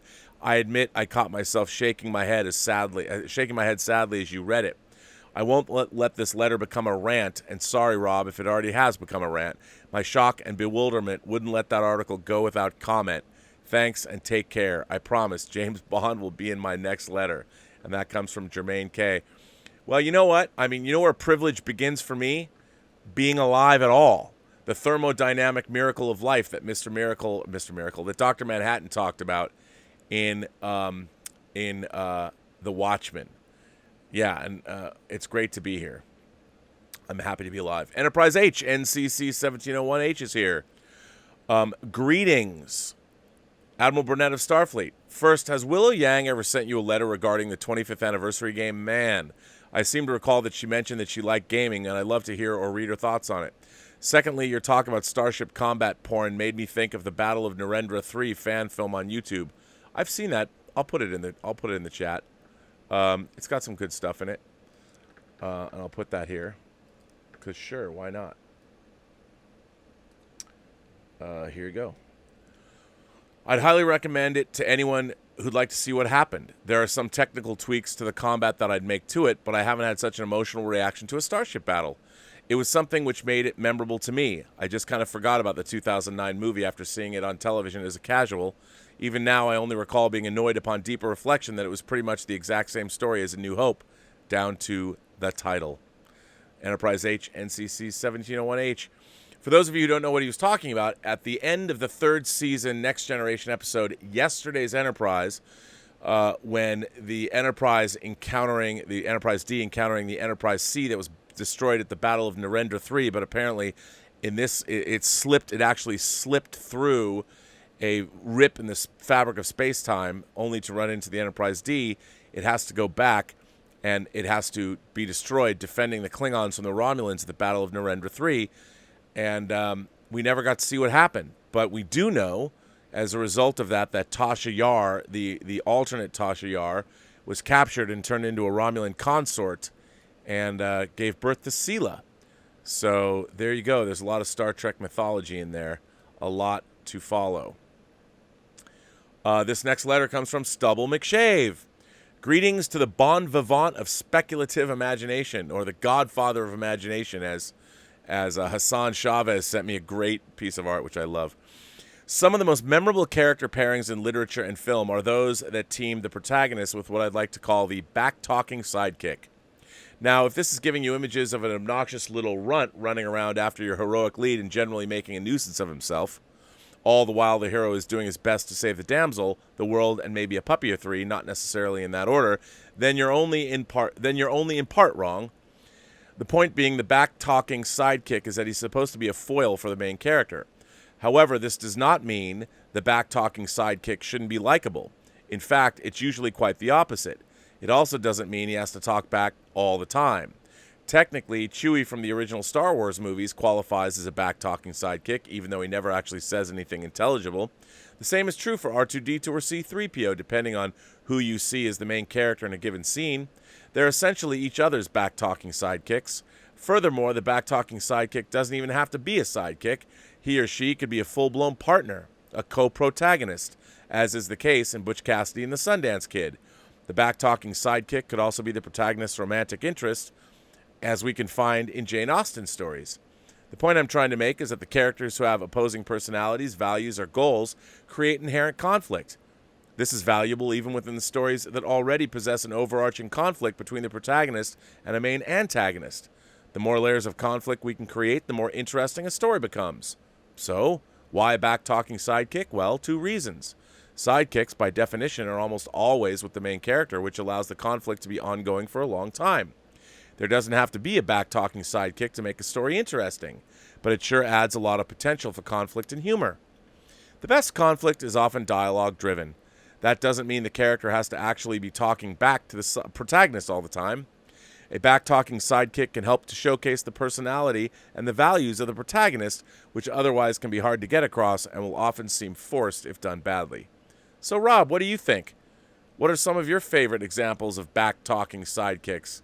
Leo gets. Whatever you want, Leo gets. From Lethal Weapon. The Lethal Weapon series, Joe Pesci as Leo Getz. I mean, come on. I love Leo Getz. I think Leo Getz is great. That's the first thing that came to my mind. Leo Getz in the Lethal Weapon franchise. So there you go. Our man Omar, 94, is here, of course.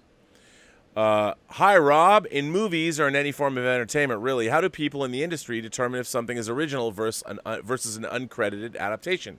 There's a video on YouTube called Harlan Ellison and the Terminator, with Ellison saying James Cameron ripped off his story, Soldier, when making Terminator. Terminator is considered original, but Ellison was given some form of credit in the movie's credits sometime later. Another James Cameron movie, Avatar, is like that too. Despite it being Fern Gully, Pocahontas, and Dances with Wolves in space, it's what's in the movie that makes it problematic. Avatar is considered original, but has many striking similarities to other works. There's a short story called Call Me Joe about a paraplegic man controlling an artificial life form on another planet, like Jake Sully controlling an avatar on Pandora. There's also a book series known as Noon Universe, which has a jungle planet called Pandora and a blue alien species called the Knave, just like Avatar has the jungle planet of Pandora and a blue aliens called the Na'vi. What do you think makes for something being original versus an uncredited adaptation? Well, the answer to that, Omar, would be something that's original. Yeah, I mean, there's a lot of that kind of thing that goes on. People are always influenced by other things, and you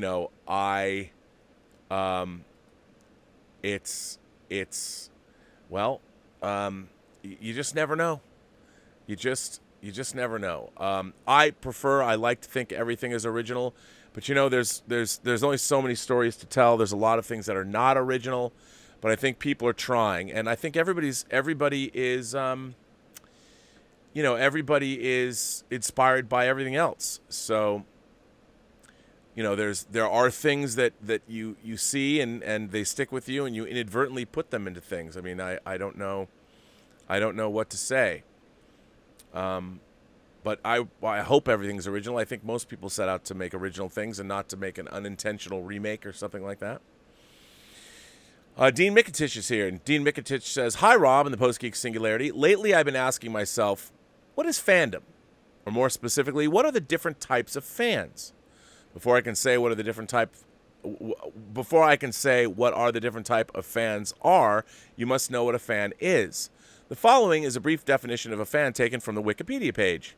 A fan or fanatic, sometimes also termed aficionado or supporter, is a person who is enthusiastically devoted to something or somebody, such as a celebrity or a band, or a sport or a sports team, a genre, a politician, a book, a movie, an entertainer, synonymous with supporter. Collectively, the fans of a particular object or person constitute its fan base or fandom. As we are all fans of entertainment, I will be commenting on this, but it also applies to other things outside of entertainment. Fandom is a funny thing, as you have different levels within it. This comes down to how passionate you are about a subject within the franchise you are a fan of. You can pass from one level of fandom to another. You may have a great knowledge of the fictional history of your franchise and the production behind it, yet careless for all the merchandising that came out for it. Or it could be the other way around. So what are the different types of fans? I think there are 4 types of fans, and they're more complicated than the short description I've given, but they are as follows. The hardcore fan, the super fan, the casual fan, and the fake fan. The hardcore fan is someone that will do the deep dive to know every little bit of information about their franchise. They'll buy everything that's released for the franchise. They can be very rigid in what they believe their franchise should be and hate anyone that attacks their franchise, even members of their own fandom. This could be viewed as taking on religious zealots to their franchise. These are most likely the people that started Trek is better than Star Wars and vice versa in the 80s and 90s. The superfan. The superfan is remarkably like the hardcore fan when it comes to doing the deep dive of knowing about their franchise. Like the hardcore fan, they will be collectors of merchandise. However, they will not have the need to snap everything that They will not have the need to snap everything up. The superfan can also be very protective of their franchise. However, they will not go to the religious zealots extreme that a hardcore fan want to do. The fan. The fan tends to be someone that's knowledgeable about their franchise. However, their knowledge can be limited, as they have yet to take the deep dive into learning everything there is to learn. They'll buy some merchandise, but only the merchandise that appeals to them. The casual fan. The casual fan is someone that enjoys watching a show or movie. Their knowledge can be limited on the fictional history of the franchise and unlikely to know anything to do with the production side except for a producer or creator of the show. They do not tend to buy any merchandise. This is also the starting place for all fandom that will lead some to becoming a fan, a super fan, or a hardcore fan. The fake fan. The fake fan is something that has only appeared in the last 15 years or so. They are someone that is majority found in LA at premieres, award ceremonies, press conferences, and studios. They tend to be producers and writers that either work on the franchise or are looking to get a job in the franchise they claim to be a fan of. It will only be in front of a reporter that they claim to be a fan and try and convince the true fandom that they are a fan. Because if you check their social media, you will not see anything related to their claimed fandom. Their knowledge of the franchise is mostly limited to what's in pop culture, and they may have seen an episode or two, or just limited to a movie. In short, they're only looking to make a quick buck and are willing to sell their own mothers to do it. So, Rob, that is a basic breakdown of the different types of fans, but even that breakdown gets more complicated when it comes to Star Trek and Star Wars, as both fandoms have splits due to a new show or trilogy of movies. But these splits have healed. However, both franchises have had a major split on a scale never before seen and may take a long time to heal, if ever. The major split in Star Trek fandom came with J.J. Abrams' films, followed by Kurtzman and the co-running of Star Trek. With Star Wars, it came with Disney buying up Lucasfilm and dumping the expanded universe and the lackluster films that followed, which, funny enough, J.J. Abrams kicked off. Peace and long life. Dean Miktich. Well, Dean, I don't disagree. All of that is very interesting. Thank you for doing that and codifying it all.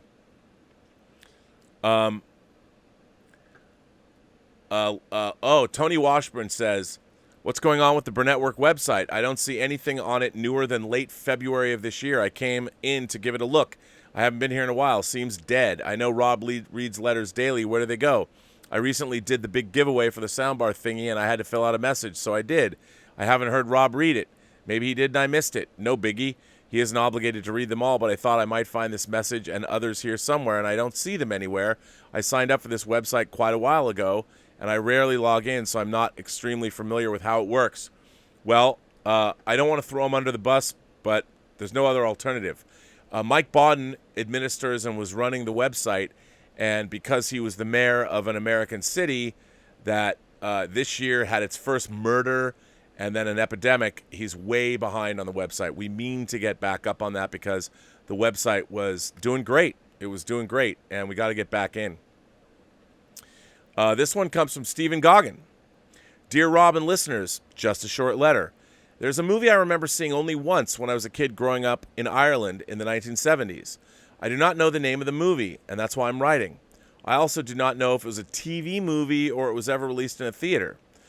It was a sci-fi movie that was set in America where the opening scene is a guy walking down a street and he gets to get back up, but something draws him to listen to a noise he hears under the pavement. And he says something like, "My God, they sound just like ants." The plot then moves along eventually where different folk discover that theirs is a secret Chinese or Russian army base underneath an American city. The characters try and expose this but fail, and the movie ends the way it started, with other people falling to the pavement and hearing the strange sound from underneath the pavement and saying they sound just like ants. I've Googled this, but I cannot find anything, so I'm just asking yourself or anyone else in the Post-Geek Singularity, do you recognize this movie? Thank you all, and live long and prosper. Stephen Goggin, the Irishman in Somerset. I do not recognize that. I don't know what that is. Yeah, I just don't know. There you go. Let me jump back into where I was here. Hapkido Locke sends in a tip and says, not to jump on any bandwagons, but I'm pushing for the Altman cut on Quintet. Robert Altman made a science fiction film with Paul Newman called Quintet that takes place, I guess, in a frozen world I like Quintet. God, I haven't seen that in ages. Could you mention my Essex Lives website? No, Hepketo Lock, I cannot mention your Essex Lives website. I don't even know what your Essex Lives website is. But you know what? If you did, in fact, have an Essex Lives website, I couldn't tell anybody in the Post-Geek Singularity you should all go check out your Essex Lives website because I don't know anything about it. So I can't, really, in good conscience, I can't tell anybody here to go to the Essex Lives website and check that out. Can't do it, Hupketo Lock. I'm sorry. I apologize.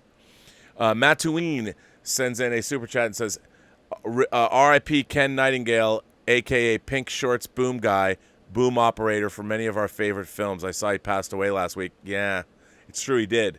And R.I.P. to him. Also, Richard Hurd, who many people remember from many shows, but I remember him, of course, from V. He was one of the leaders of the alien occupation in V. He was also on the cover of Fangoria once, with his face torn open. So, R.I.P. to Richard Hurd. Dan V says, it's pronounced Vasira, but I appreciate the credit. Oh, Dan Vasira. Okay. Vasira. Dan Vasira. I've been saying that wrong. Vasira. But I appreciate the credit, Rob. You remain the only one who has discussed the unions, which is as complex as Greenblatt said. Most people don't know what picture lock means either, like J.J. Abrams picture locking The Rise of Skywalker by 11/25/19. Yeah, it's very frustrating to go out into the world and to talk about something like the Snyder Cut in fan circles, because when you mention something like the unions, which I do all the time, people don't even know what that means. So you either get attacked or they tune you out. And I have to say, this is a huge issue with this project. The unions and how it's going to be considered and how people are going to get paid, it's a huge deal because moving forward, this can happen a lot, and everybody wants to know. Look, it ain't show friends. It's show business. And as many, if the cast are all menches, it's not just the actors. They have lawyers and managers and agents that are all going to be going like, yeah, where's the cheddar? It's great that you're now making the Snyder Cut, but you can't just make a second movie without paying my client because we contracted for one movie and now you're making something else. I mean, people don't get that. And also, like the first AD, he's a member of the Directors Guild. Does he get paid again? Who gets paid again? The actors? Does SAG get another? Do they get a taste? Do they have to pay in? I mean, there's so many questions. I won't get into what all of the legalities are, but it's a big deal. So, yeah, these Release the Snyder Cut people, I've not heard one person other than myself mention the unions, and it's a big deal. And thank God somebody came out from Warner Brothers and explained this. This is probably, when it comes to fandom, one of the more frustrating aspects about it is that you have to go into a world and try and explain things to people that think well, that's not true. Zack Snyder has his cut. It's done. Tell that to the WGA, SAG, the DGA, and IATSE. Tell it to them.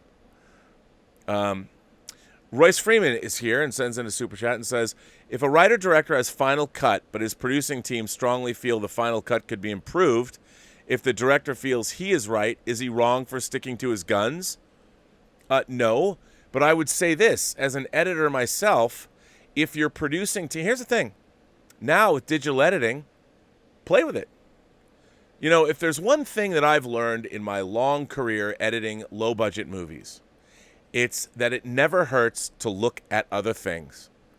That's what's great about electronic editing. You just duplicate your sequence, you duplicate your whole movie, and if your producers have specific notes, implement the notes. See if they work. You might find out, that worked. That's pretty good. That's one of the fun things about editing, is that you can constantly, you've got Final Cut, go back to your Final Cut. But you know what? If your producers are saying something can be good, there's absolutely no reason why you can't go and see maybe they're right.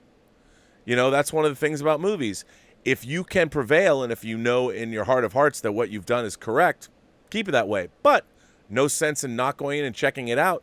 We have the tools now that we can go around and alter. I'll tell you something. I edited Free Enterprise. Over the years, I have learned an infinitely larger amount about editorial and how to edit a movie. There's not one edit in Free Enterprise that I don't want to change. And if I can ever do and by the way, they're very small edits that nobody would notice, but I do. And I've actually done a version. I don't have access to the stuff, but the version that exists, my preferred version that I did in 2006, I've done a new cut of Free Enterprise, just of what was there. It's infinitely better. It's infinitely better. At the time when we were working on Free Enterprise, it wasn't that I was too close. It was that Mark and I were not, because Mark was producing, we both wrote the script. I didn't feel free enough to go in and do what I needed to do. And now it's what I've basically done is put the screws to my own movie. And no one told me to do it. Just stuff that I've seen. And it's better.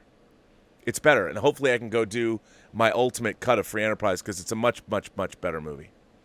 But you know what? I would say this. If your movie is not locked, if you haven't done your sound mix yet, and you're only looking at a cut, try everything.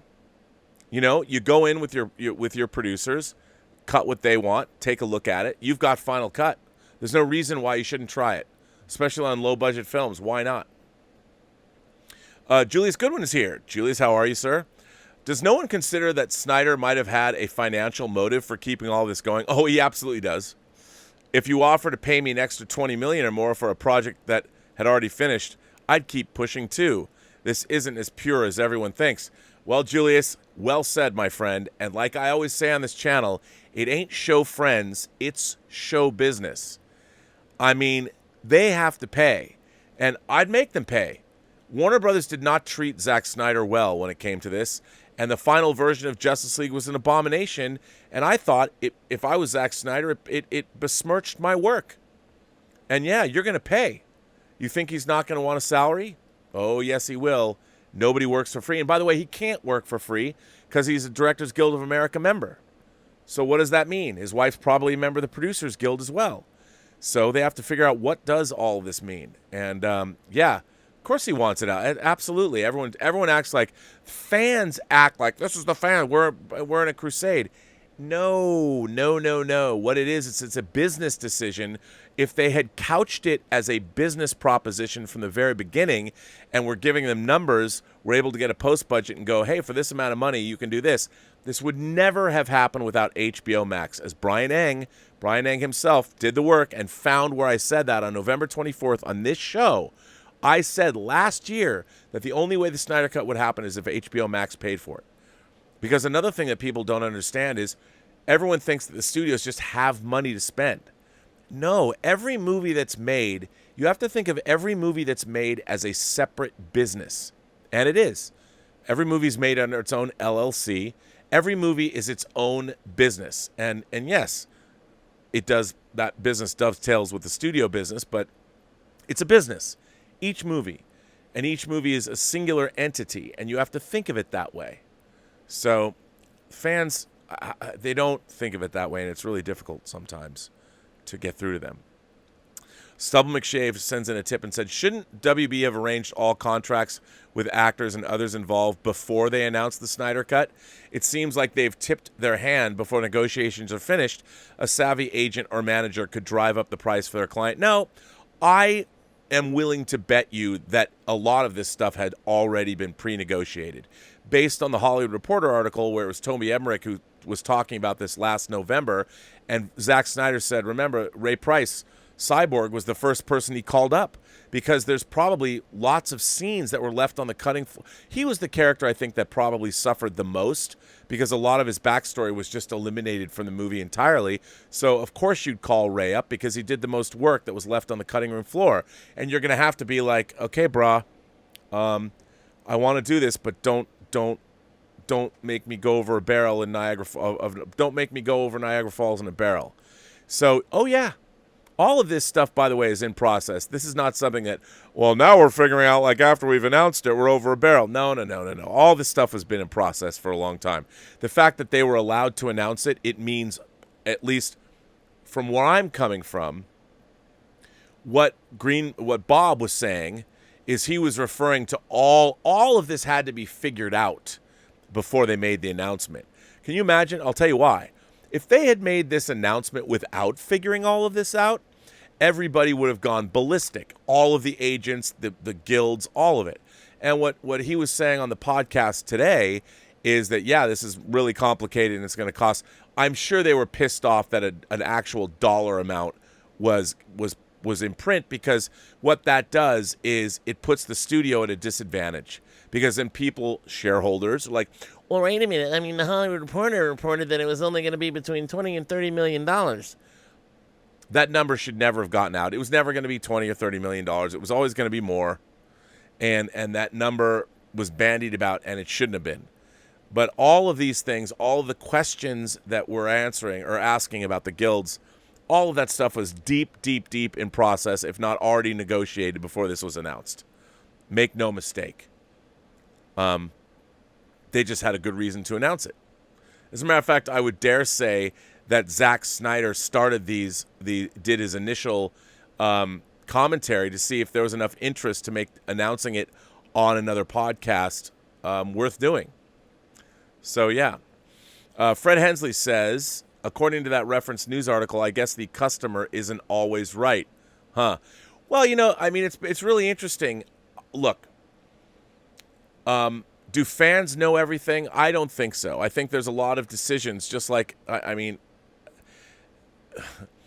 it's easy to criticize something that's finished. But if you're in the process of making something, I think fan input would be a lot more detrimental, because you'd never get fans agree beforehand on what should happen. And also, fans don't understand the ramifications. This is a business. This is a business where hundreds of millions of dollars are at stake of borrowed money that needs to be paid interest on. You owe a bank. You're getting more interest payments on a daily basis. People don't understand that these are products. As much as I love movies, I love movies, but they are products. They are widgets. They just happen to be artistic widgets that we love. But they're widgets. They're part of an assembly line process that needs to be paid for. And hopefully they make a lot of money to justify their expense, because I'd much rather make movies than, say, washers, or screws. Even though the world needs lots of screws, we do. I mean, but these are products. So the customer, I don't know if the customer is always right or not always right. I don't think fans are always the best people to make decisions, but they can tell you as customers what they do and don't like. And I do think the reason like Fandom Menace channels exist, and the reason that I like watching Gary Beekler, is I think that there's a lot of these franchises that the powers that be that own them are taking for granted. They're not doing the due diligence that's needed to make sure these things are good. They're hiring these creative teams without the kind of oversight that I think anybody who would protect a franchise would need to give them. And I think Star Trek is a perfect example. So, yeah. Star Wars Rocks sends in a tip and says, "Hi, Rob. Would you say that $50 million for a non-Avengers Star Wars and DC movie for a superhero movie, are you saying that $50 million for a non-Avengers Star Wars and DC movie for a super... I don't know what you're saying. I think you're asking me is that, do you think that somebody should spend $50 million on a non-franchise movie? Of course. Absolutely. 100%. When you think about movies like, hey, The Matrix was $65 million. Of course, that was in $98, but yeah. Hey, look who's here. John Suntress is here. John Suntress of the Word Balloon Podcast has been killing it with live chats on Facebook. John Suntress has the Word Balloon Podcast. He's been getting lots of interesting guests. If you're not listening to the Word Balloon Podcast, do yourself a favor and go do it. John says, that Justice League Open ticked me off with kids interviewing soups for their podcast. I was like, oh, F you, Joss. Plays to the myth that anyone can podcast. I'm for do-it-yourself media, but have some skills first. Yeah, that scene was lame. And you know what? I mean, look, with the way that technology has democratized all this, anybody can turn on a webcam and do what I'm doing, or what John Campy is doing, or what Joe Rogan is doing. You can all do that. That doesn't mean, are you going to get Joe Rogan's audience? Are you going to sell your podcast to Spotify for $100 million? I mean, he's been doing it for a long time.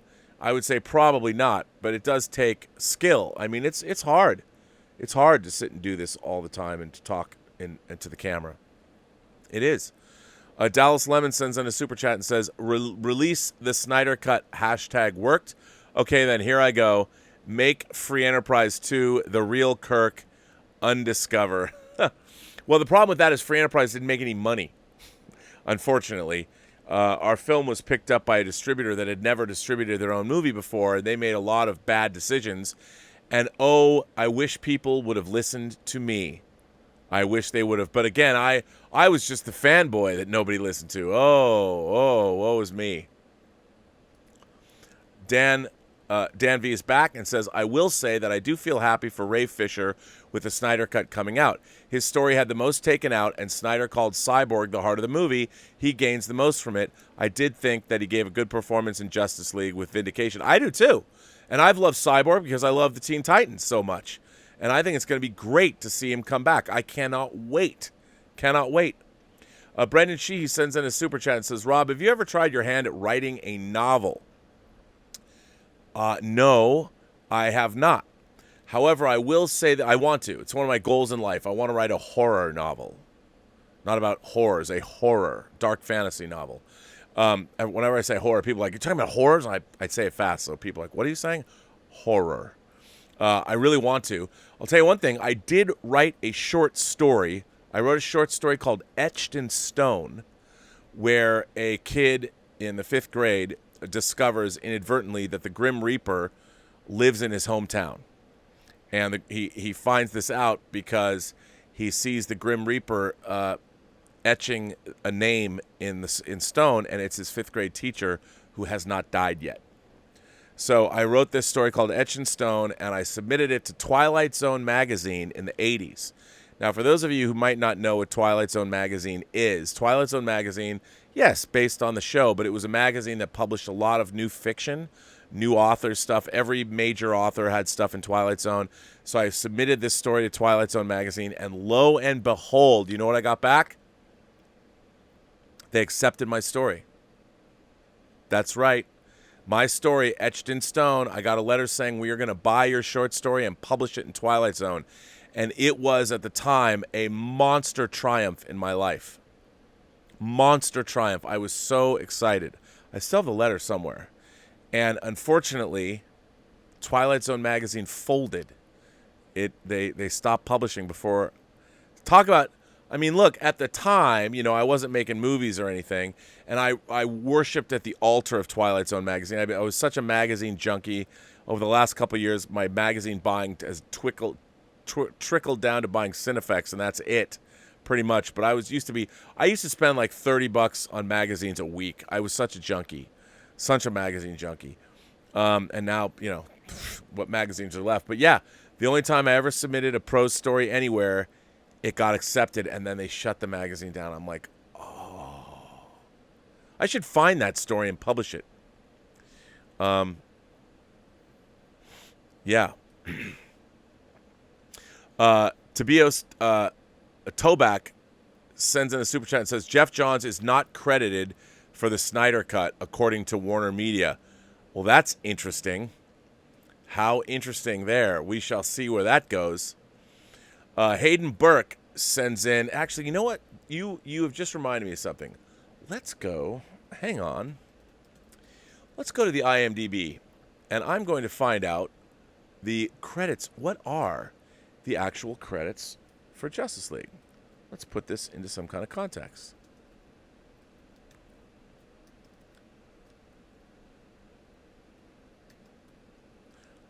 By the way, I love that Letterkenny is all over the place now in America. John Campea turned me on to Letterkenny a few years ago, and oh my God. Okay. Here are the writing credits for Justice League according to the WGA. Directed by Zack Snyder. The writing credits are Jerry Siegel and Joe Shuster created Superman. Chris Terrio and Zack Snyder get story by. Chris Terrio and Joss Whedon get screenplay and screenplay by. Interesting. So, all right, I can see right away. So this is the credits for Justice League. Just looking at this, then I can see something that's very interesting.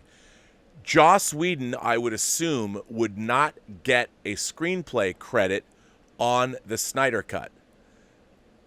So, what would that mean for his residuals, since he didn't work on that? Justice League is a finished movie. And yet, the Snyder Cut is a new entity. Also, Jeff Johns not credited on the Snyder Cut via Warner Media. He's not credited on this. All of this is very interesting. What this all means, I don't know. But it's very interesting. That's very, very, very interesting. I don't know what that means, but yeah. Hayden Burke sends in a super chat and says, as a child, I used to pretend I was Agent Cody Banks. It was one of my favorites. Ever an idea for a third back in the day? Well, for those of you who might not know, I bought and developed the screenplay for Agent Cody Banks, and my two partners and I are producers on Agent Cody Banks. Unfortunately, sadly, I'm only a co-producer. However, the end of the credits for Cody Banks come at the end. The main credits are at the very end of the movie. And what's very funny is, and it's my favorite example of you don't get what you deserve, you get what you negotiate. I am the only what is called single card credited producer on the Agent Cody Banks movies, meaning that my name in the end credits, I don't share a card with anybody. Every other producer, including Madonna and Jason Alexander, share cards with other people. I do not.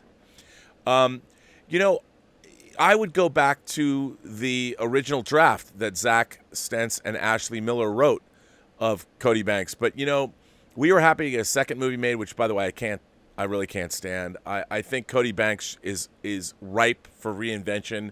I just don't know legally. Oh, man, it'd be a nightmare. The producing credits, it was a nightmare.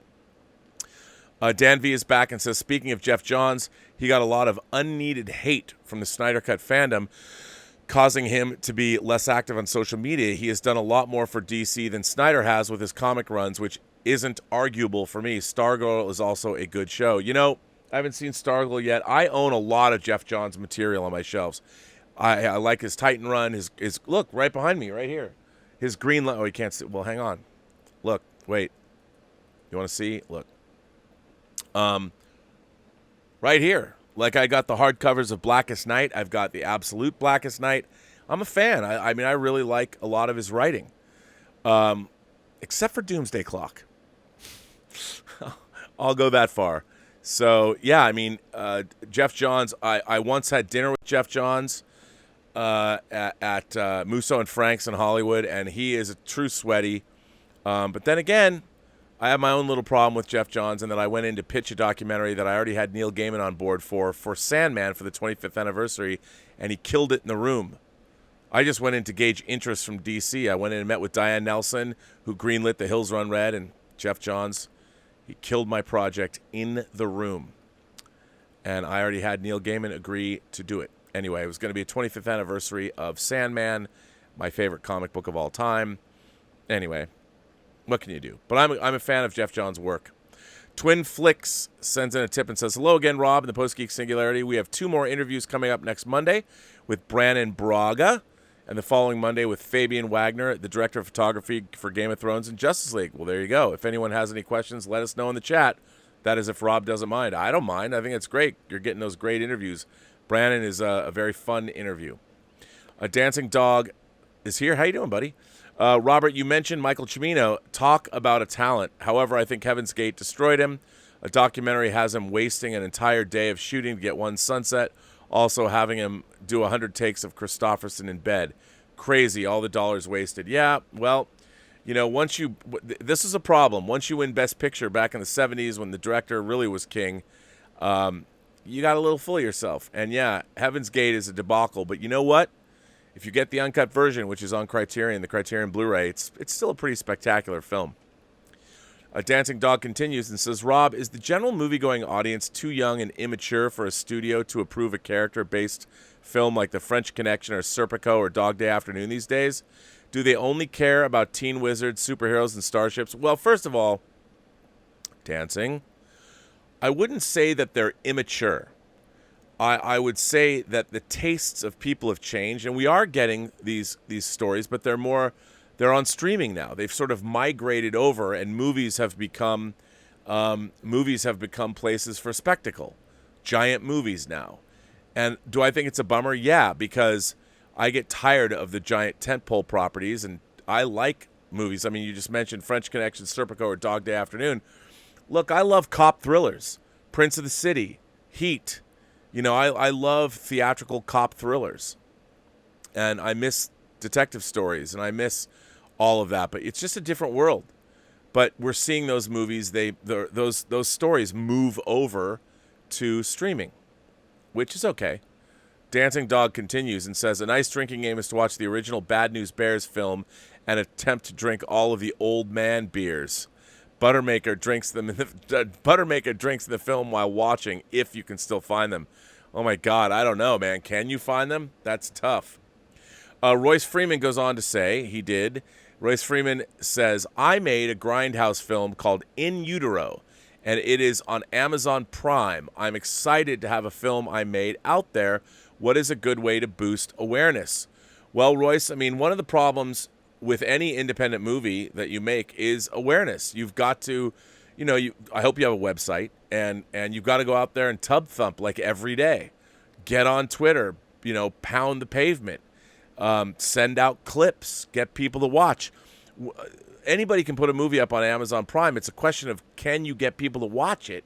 And that's the real trick. And I think it's a 24-hour day, 7-day-a-week thing. And by the way, first of all, huge congratulations for getting your movie done. I really do want to watch it. Anything In Utero, you had me at the title. I'm already in. But yeah, everybody go to Amazon, check out In Utero, and come back here and report back. Tell us what you think of Royce's movie. I guess if you have Amazon Prime, you can watch it. Drew Douglas sends in a super chat and says, I'm sorry I didn't like Indiana Jones and the Last Crusade. If you want to see Julian Glover as a different kind of villain, try the Doctor Who story, City of Death. Yes.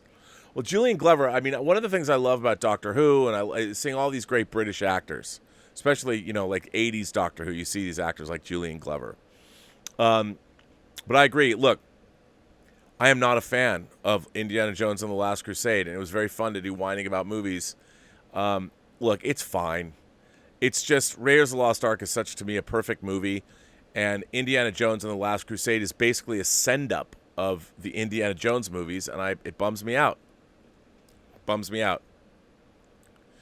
The ACU sends in a $5 super chat and says, forgive us millennials for not knowing what a union is, since they seem to only exist for non-essential workers nowadays, sports and entertainment. Well, look, I think that I will never. Look, you can't. I understand what you're saying, but as far as the entertainment business goes, if you're interested at all in the entertainment business, unions are a big part of that. I'm not trying to I think it's always important to learn as much as you can about, well, pretty much everything. And, understanding the union legacy, everybody should understand unions in America because there's a huge union legacy in America. And when you watch a movie like, for instance, Martin Scorsese's last film, if Jimmy Hoffa is a historical American figure. And I think it's really important, if you understand 20th century American history, you know who Jimmy Hoffa was, and you know what unions are. You know what the Teamsters are. The Teamsters still exist. And I don't mean to no offense, but I don't think not knowing something is any kind of an excuse.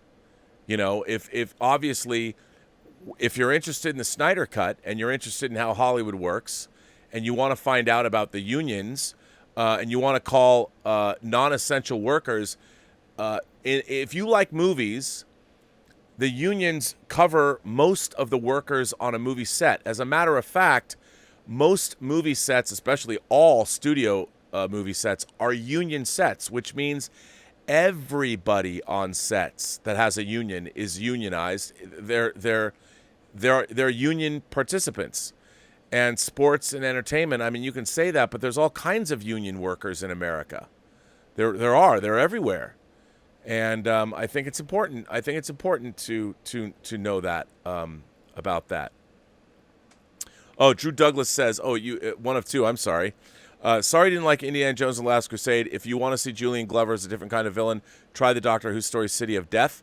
Glover is paired against Tom Baker's Doctor. I know. With well-placed humor, partly filmed in Paris, and a John Cleese cameo. Yes. Aaron Friedman sends in a $1.99 super chat and says, toxic fandom is a rude label. Reject labels, RMB. Oh, I do think toxic fandom is a rude label. But you know what? I mean, when fans are rude, and there are many, I get rudeness online all day long. I try not to be rude myself in my responses. Sometimes the snark gets the better of me. But yeah, I think toxic fandom. But, you know, there are that contingent that their behavior is not so good. While I don't think labels, just like Ferris Bueller says, isms, in my opinion, are not good. I don't believe in Beatles. I just believe in me. So I think you're right. I think toxic fandom is a rude label, and I think that we need to start moving away from that. I think fandom should be self-policing because we know better. Everybody knows what's right and what's wrong, really. You know when you're being mean to somebody. I mean, the problem is the people that are mean, let's face it, when you're mean on social media, that's a choice. And you know you're being mean. I mean, it's as simple as that. And I think that, we all should watch ourselves. We all should check ourselves. But anyway, ladies and gentlemen, this brings me to an end of Robservations episode number 426. What a wide-ranging show this was. I want to thank everybody for participating. The letters were good. All your comments were good. Very provocative show. I love shows like this. Thank you all for that. And thank you for the generous support. I want to thank, as always, first of all, all of you imagination connoisseurs out there, all of you members of the Post-Geek Singularity community, for being a part and supporting this channel in all the ways you do, whether it's just being here, whether it's being cool in the chat, talking with everyone, sending me letters and messages and DMs and all those things. I think it's great. We have a great community here. I do want to thank, I know Mike Bodden's behind on the website. He will catch up. I want to thank Mike Bodden for everything he does. I want to thank Detective Jim Boyers and his wife Heidi, because why not thank Heidi? Heidi's a good woman. I want to thank Greg Smith. I want to thank Jordy Lyons and Louis Yu. I also want to thank the Richard. And the Richard's always running cool watch parties. You never know what he's going to show over on the Post-Geek Singularity Facebook page and also the Whining About Movies Facebook page. I don't know what Whining About Movies tomorrow is going to be yet, but it'll be something fun. Elizabeth talked about doing something more obscure. I was thinking about that myself, because why not? But anyway, yeah. So there you go. Remember, every person you meet has a story to tell that you have yet to hear. All you have to do is listen. And with that, everybody, I will say to you, I'll be back tomorrow on the John Campy Show. I'll be back here on what is this show? Robservations, a show about something, and on Whining About Movies tomorrow. Whining episode number 33. Maybe we should watch something religiously inspired. I don't know, because it is 33. It's when Jesus was crucified. He was 33. Anyway, I don't know yet. We'll find out. And that leaves me only to say this. As always, have a better day.